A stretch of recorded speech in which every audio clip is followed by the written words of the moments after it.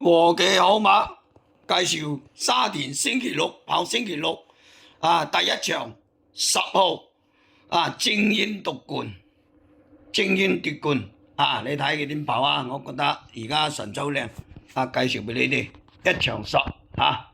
你哋參考下啦。淺紫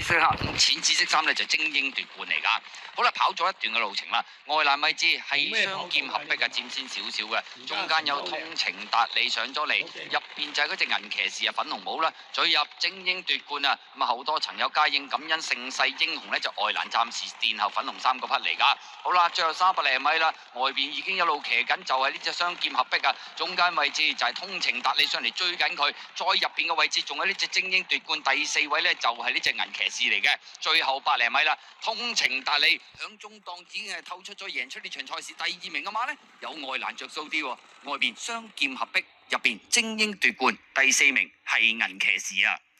結果今季首場嘅新馬賽事，葉楚河馬房潘頓呢個組合啊，咁啊結果憑借通情達理順利贏。